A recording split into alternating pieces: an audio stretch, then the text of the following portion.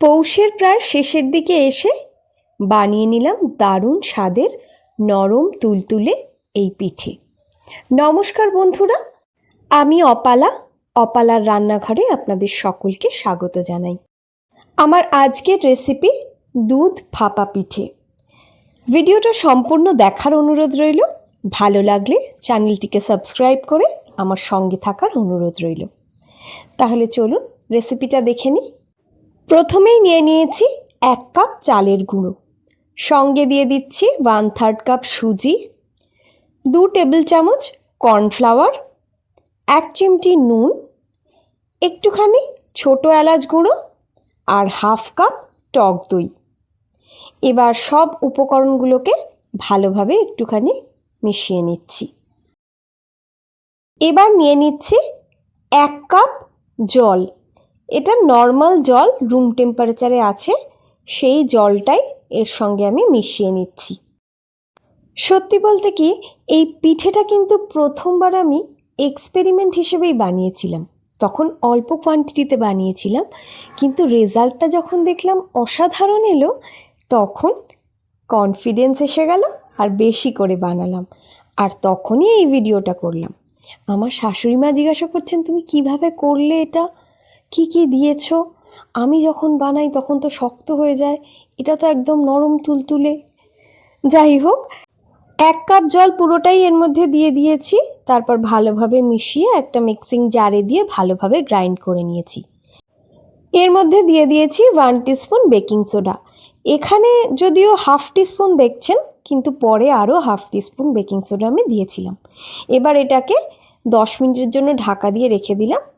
এদিকে একটা ইডলি মেকার নিয়ে নিয়েছি, এটার মধ্যে আমি একটু তেল ব্রাশ করে নিচ্ছি।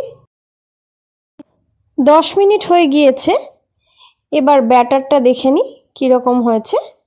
একদম ঠিকঠাকই আছে কনসিস্টেন্সিটা। এবার এটাকেই হাতায় করে করে আমি পিঠেটা বানিয়ে নেব।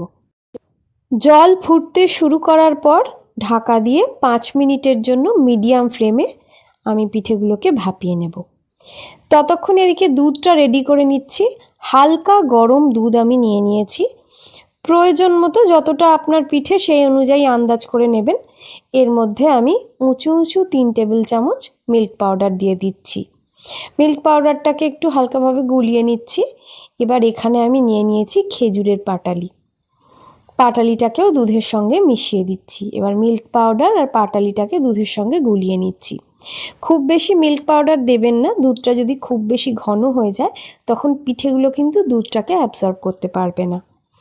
এদিকে আমার একটা লট পিঠে হয়ে গিয়েছে। একটা কাঠির সাহায্যে আমি আপনাদের দেখিয়ে দিচ্ছি। দেখুন কাঠিটা একদম পরিষ্কার। এবার গ্যাসের ফ্লেমটাকে অফ করে দিয়ে একটু ঠান্ডা করে নিয়ে একটা স্প্যাচুলার সাহায্যে চাপ দিলেই পিঠেগুলো উঠে আসবে। গরম অবস্থায় টানাটানি করলে কিন্তু পিঠেগুলো ভেঙে যেতে পারে। এবার সব পিঠেগুলোকে আমি নিয়ে নিলাম। দেখুন উল্টো দিকটাও কীরকম হয়েছে, আশা করি বুঝতে পেরেছেন। এবার পিঠেগুলো একটা বড় পাত্রের মধ্যে আমি সাজিয়ে দিচ্ছি। দুধের মধ্যে পিঠে দিয়ে ফোটানোর কিন্তু কোনো প্রয়োজন নেই, তাহলে কিন্তু পিঠেগুলো ভেঙে যেতে পারে। যে দুধটা আমি বানিয়ে রেখেছি সেটাকেই পিঠের ওপর দিয়ে আমি দিয়ে দিচ্ছি। দুধটা এখন কিন্তু ঠান্ডাও হয়ে গিয়েছে, এখন আর হালকা গরমও নেই।